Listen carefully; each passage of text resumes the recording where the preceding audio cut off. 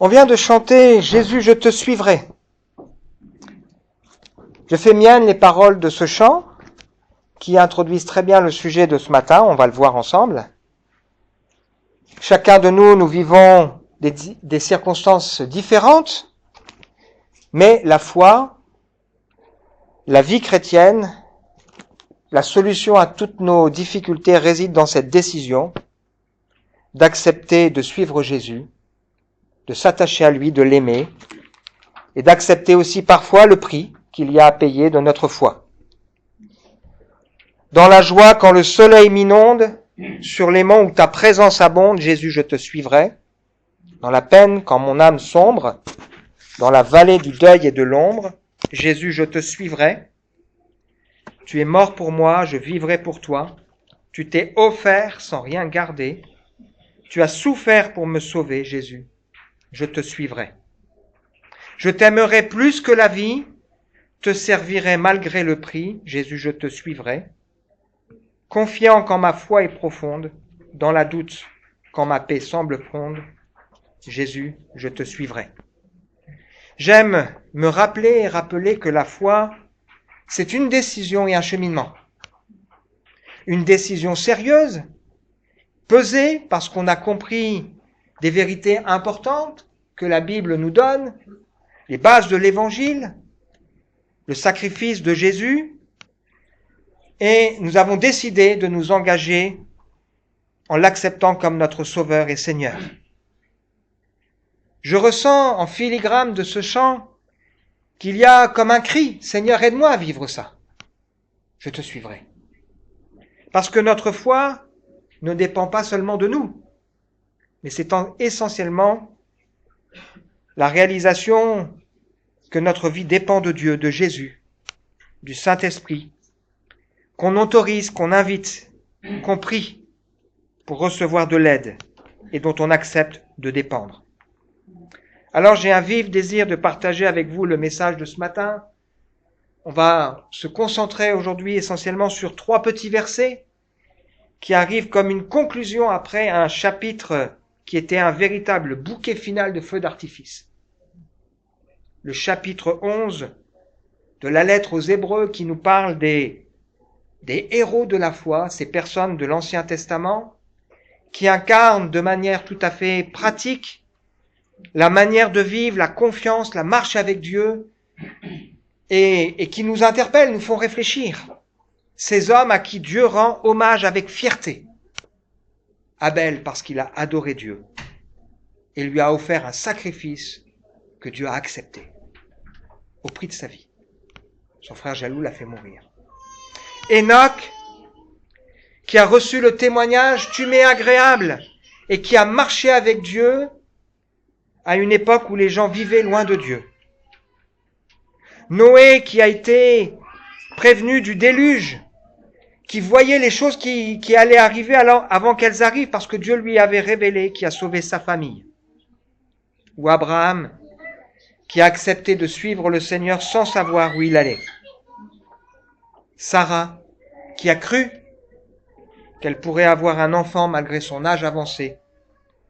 Un miracle de Dieu pour une femme qui était stérile. Et encore, on pourrait poursuivre avec Isaac, qui a béni ses enfants, Jacob, qui a béni ses petits-enfants. Tout ça, ce sont des témoignages de la foi.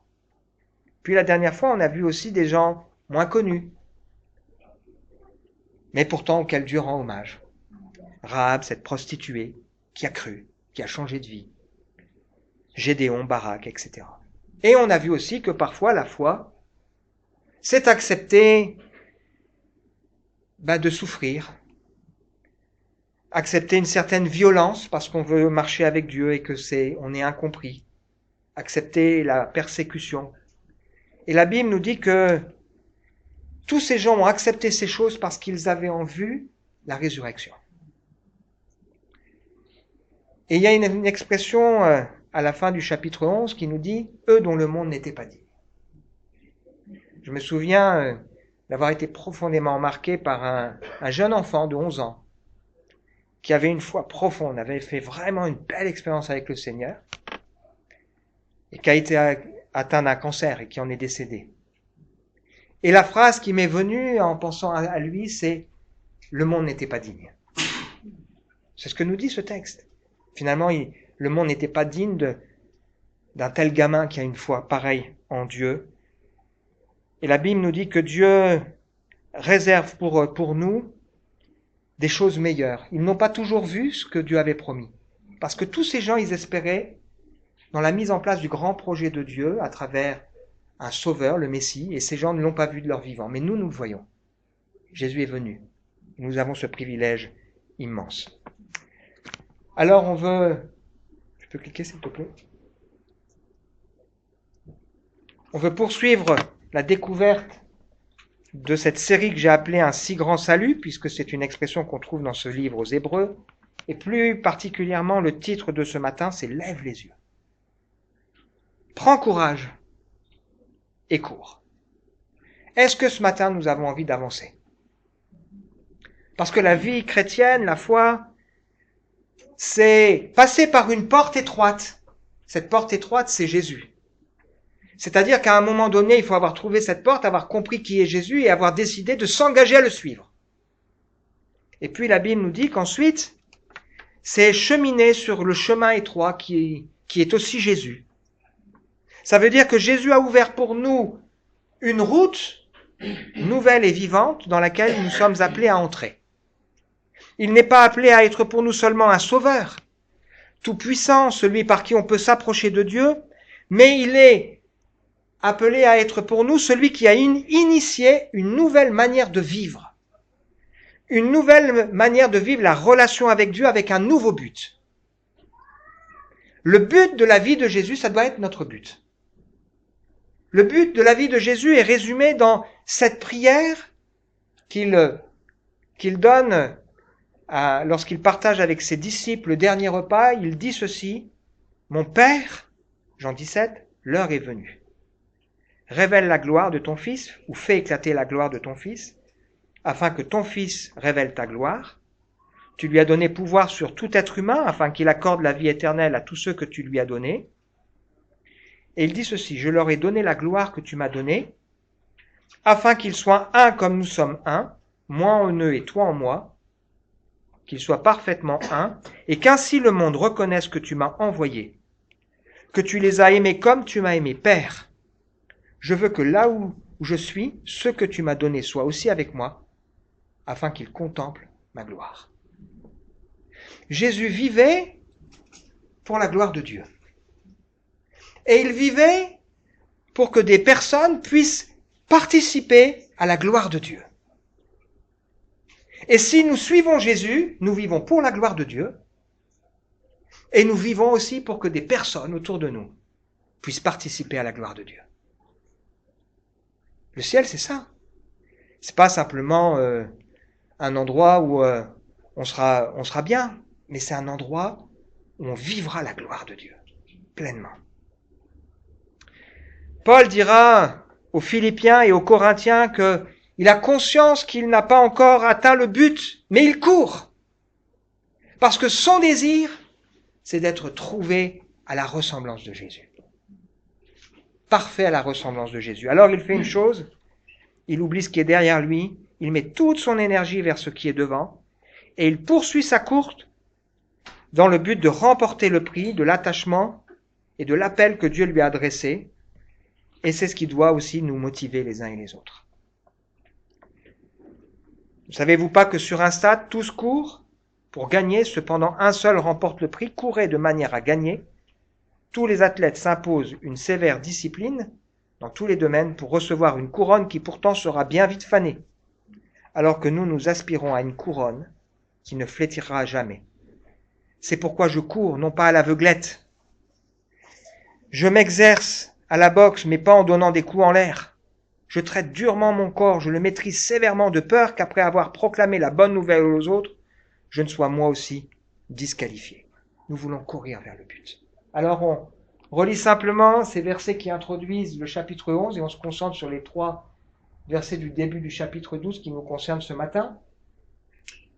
Celui qui est juste à mes yeux, parce que ce qui compte, c'est qu'on soit juste aux yeux de Dieu, pas à nos propres yeux, vivra par la foi, par la confiance en Dieu.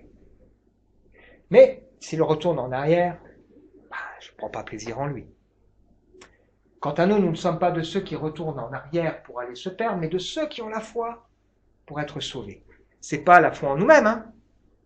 Parce que parfois, quand on dit ça, il y a des gens qui disent « Ah, il faut avoir la foi dans la vie. » Mais ils pensent la foi en soi, il faut avoir confiance en soi. Non, c'est la foi dans l'œuvre parfaite de Jésus qui nous rend juste aux yeux de Dieu et qui nous permet d'avoir une assurance et de pouvoir dire « Je suis sauvé ». La foi, c'est pas un vague sentiment, une vague idée, hein. C'est une ferme assurance des choses qu'on espère, la démonstration de celles qu'on ne voit pas. Ça veut dire que dans ma vie, si je crois fermement, eh bien, je vais démontrer par ma vie ces choses auxquelles je crois. Si je suis là ce matin, et chacun de nous, hein, je pense, ou la plupart d'entre nous, c'est bien parce que la foi a du sens. C'est à cause d'elle que les anciens ont reçu un témoignage favorable. Sans la foi, il est impossible d'être agréable à Dieu. Bon, moi c'est clair.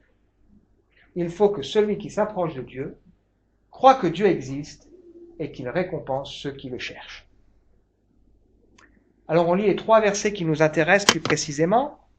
C'est pourquoi nous aussi qui sommes entourés d'une telle foule de témoins, débarrassons-nous de tout fardeau, du péché qui nous cerne si facilement de tous côtés, et courons avec endurance l'épreuve qui nous est proposée.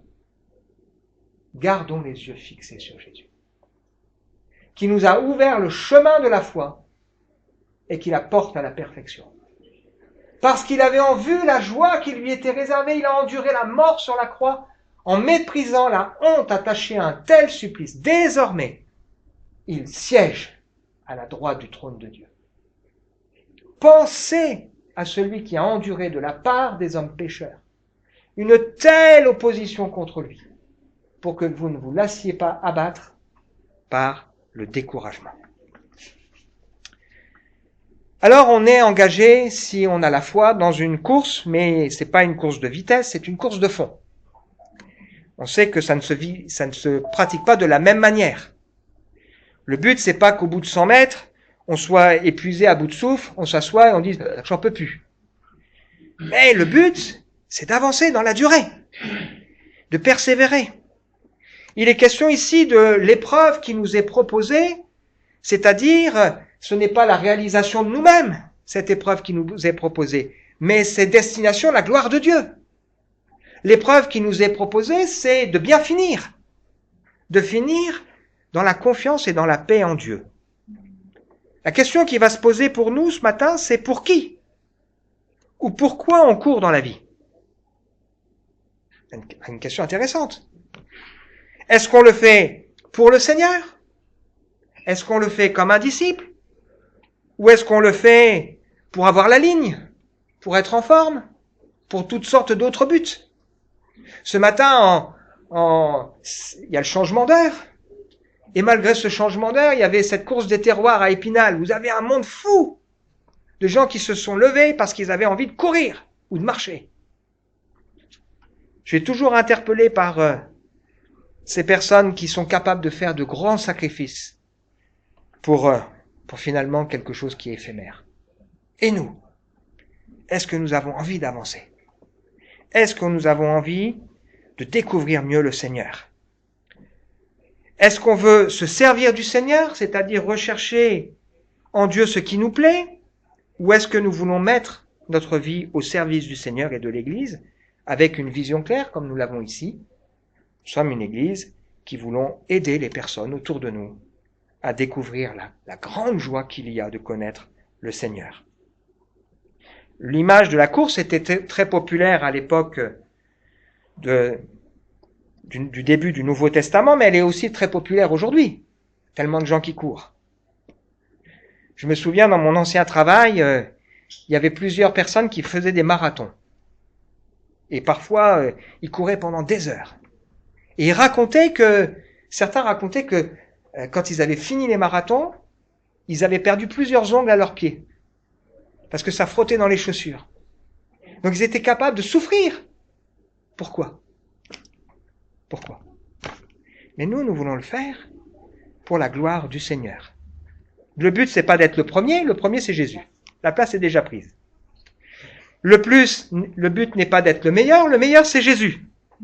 Donc ce n'est pas une course aux œuvres, mais c'est une course pour bien finir dans la paix, dans la confiance en Dieu et de pouvoir participer à sa gloire. Alors, parfois quand on veut encourager quelqu'un à faire une chose, on va lui dire, si d'autres ont pu le faire, toi aussi tu peux le faire. C'est justement ce que nous dit ce texte.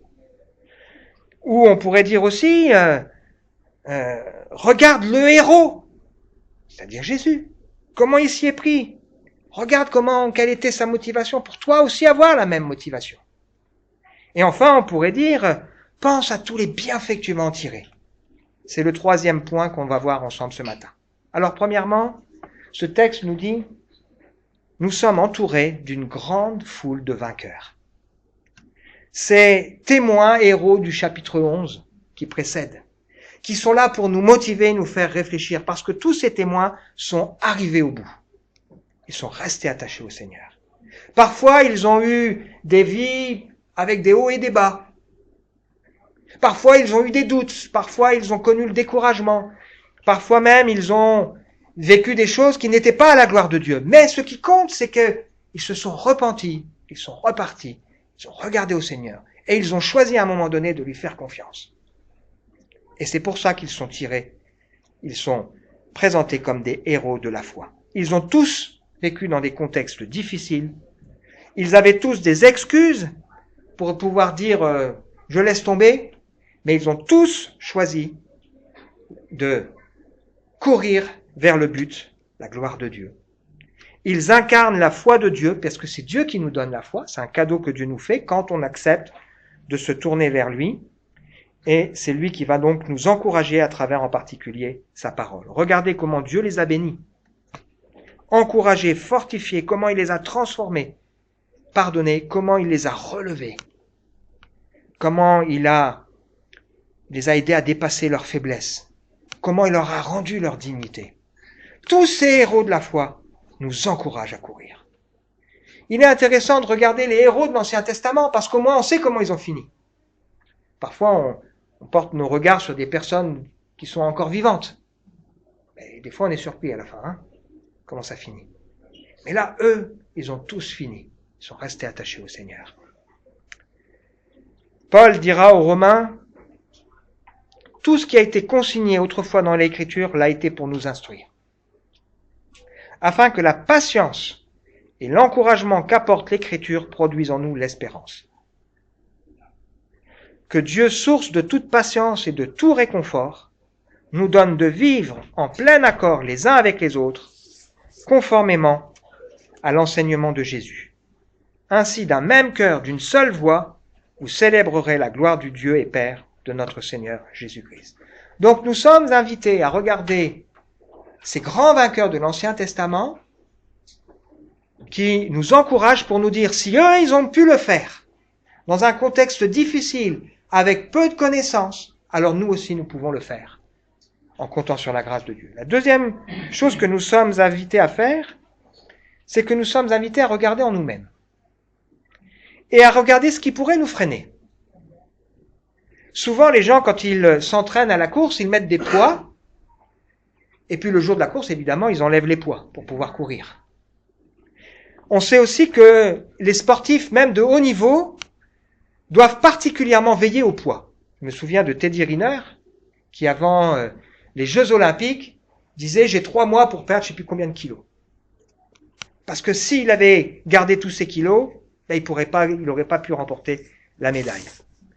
Je suis amateur de vélo, et si vous vous intéressez au vélo, vous savez que les cyclistes, c'est pareil. Avant d'aborder, par exemple, le Tour de France ou des courses importantes, surtout en montagne, ils savent qu'ils doivent absolument maigrir, même s'ils sont déjà comme ça. Pourquoi? Parce que le poids va les handicaper. Et ce texte ici nous invite à regarder à nous-mêmes et à ce qui pourrait être une entrave dans notre marche avec le Seigneur, pour nous débarrasser de ces choses. Un vainqueur ne choisit pas entre ce qui est bon et mauvais, mais il choisit entre ce qui est bon et ce qui est meilleur. Et nous voulons regarder à ce qui pourrait nous freiner, nous ralentir. Premièrement, il est question de fardeau. Jésus nous invite à venir à lui si on est fatigué, qu'on n'en peut plus, qu'on est accablé sous le poids d'un lourd fardeau. Et il nous donnera du repos. Il nous invite à nous laisser instruire par lui pour recevoir cette paix. Peut-être que ce matin, il y a des fardeaux qui doivent tomber, qui nous empêchent d'avancer avec le Seigneur.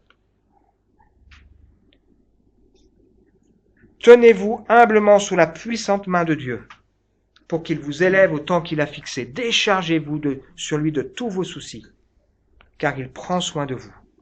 Ne vous laissez pas distraire, soyez vigilants. Votre adversaire, le diable, rôde comme un lion rugissant, cherchant qui il va dévorer. Résistez-lui avec une foi ferme, car vous savez que vos frères dispersés à travers le monde connaissent les mêmes souffrances. J'aime beaucoup ce texte. Ce texte, il nous dit d'abord qu'il faut avoir l'humilité de reconnaître qu'on a besoin du Seigneur. Et qu'il faut apprendre à se décharger sur lui de nos soucis, de nos fardeaux. De lui dire, Seigneur, ça me pèse, ça c'est difficile. Je te demande de m'aider, de le prendre à ma place. Et ce texte nous dit que le diable, il rôde comme un lion rugissant. Ça veut dire que quand dans ma vie, il y a des fardeaux, il y a des poids, il y a des choses qui m'obsèdent, qui m'empêchent d'avancer, si je ne me décharge pas sur le Seigneur, le diable va s'en servir comme un piège. Et donc je dois apprendre. Nous devons apprendre à déposer nos fardeaux. Et on est là pour ça ce matin. Peut-être ça peut être le passé. Peut-être c'est une pensée. Peut-être c'est certaines relations qui sont pour nous des fardeaux. Peut-être c'est des blessures qui sont des fardeaux. Peut-être c'est une suractivité. On fait attention ici avec le programme d'église de ne pas avoir une suractivité. Parce qu'on ne veut pas perdre de but l'essentiel. On est appelé à être en contact les uns avec les autres. Peut-être que c'est quelque chose qu'on a besoin de pardonner. Ou qu'on a besoin de réaliser que le Seigneur nous a pardonné. Débarrassons-nous de tout fardeau. Et puis il est question aussi du péché. Ce péché qui nous cerne si facilement, que certaines traductions traduisent par « nous enlace si facilement ». C'est pas la même chose un fardeau et un péché, mais il y a des fardeaux qui deviennent des péchés, et il y a des péchés qui deviennent des fardeaux. Et parfois c'est les deux. Est-ce qu'il y a des choses dans ma vie qui m'empêchent d'avancer avec le Seigneur? Tout ce qui n'est pas conforme au projet de Dieu, tout ce qui ne va pas m'encourager dans la foi, eh bien c'est un péché. Et probablement qu'entre le fardeau et le péché, le traitement n'est pas tout à fait le même. Le fardeau, c'est de dire, Seigneur, j'en peux plus, j'ai besoin de toi, humblement, aide-moi, j'en peux plus, aide-moi. Et le péché, ça va passer par la repentance. Ça va passer peut-être aussi par aller demander pardon à quelqu'un qu'on aura pu blesser. Et réparer ce qui pourra éventuellement l'être. Et accepter aussi les conséquences. Parce que, évidemment, quand on s'est mal comporté, on doit accepter qu'il puisse y avoir des conséquences. Il nous faut réfléchir ce matin à ce qui pourrait nous empêcher d'avancer. Pour courir avec endurance. Qu'est-ce qu'il y a au milieu du mot endurance? Dur. Certaines traductions donnent persévérance. Qu'est-ce qu'il y a au milieu du mot persévérance? Sévère. C'est vrai que si on veut que tout soit facile, ça marchera pas. Mais il faut accepter de courir avec endurance. La foi, c'est dur, la vie chrétienne. Il faut le reconnaître. On n'est pas sur un petit nuage en disant tout est facile. Quand on est éprouvé, des fois c'est difficile. Mais on veut continuer, on veut persévérer jusqu'au bout en regardant à celui qui est au-delà. Et parfois, dans la persévérance, il faut des fois être sévère avec soi-même. Il faut accepter de se dire bon, je vais pas m'apitoyer sur mon sort. Je vais faire ce qu'il faut. Je suis pas en forme. Ben, je vais peut-être demander de l'aide, qu'on vous prie pour moi. Je vais peut-être aussi veiller à écouter des cantiques qui vont m'encourager. En tout cas, je vais faire ce qu'il faut pour pouvoir avancer avec le Seigneur. Donc, nous sommes invités déjà à faire deux choses. Premièrement, regardez les héros qui nous ont précédés. Leur vie n'a pas été simple, mais ils ont relevé le défi. Ils voyaient celui qui était invisible Ils avaient en vue la résurrection. Et ils n'ont pas obtenu tout ce qu'ils espéraient parce qu'ils auraient voulu voir de leur vivant la réalisation du grand projet de Dieu en Jésus-Christ. Mais ce sont des modèles. Et deuxièmement, on est appelé à regarder à soi-même pour se débarrasser des fardeaux et du péché, pour pouvoir avancer. Et puis troisième chose, garder les yeux fixés sur Jésus. C'est plus qu'un acte, c'est une attitude de foi.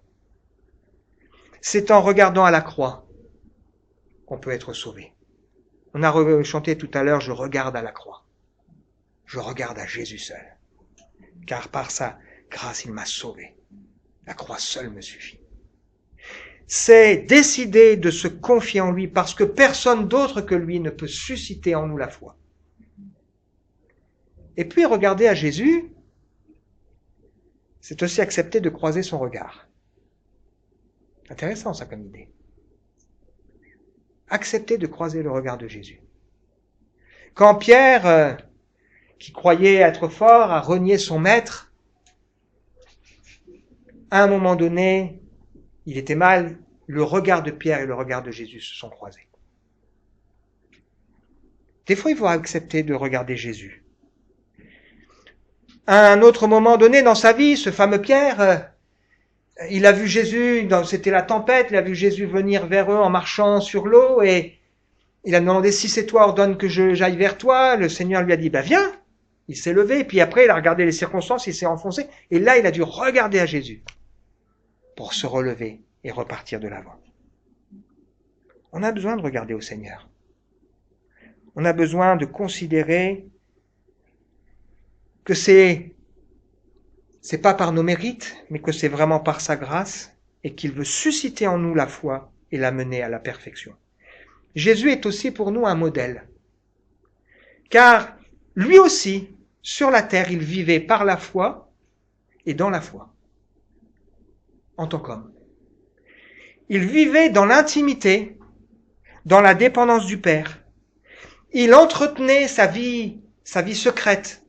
Et si vous lisez les évangiles, vous voyez que souvent, tous les jours, Jésus se mettait à l'écart.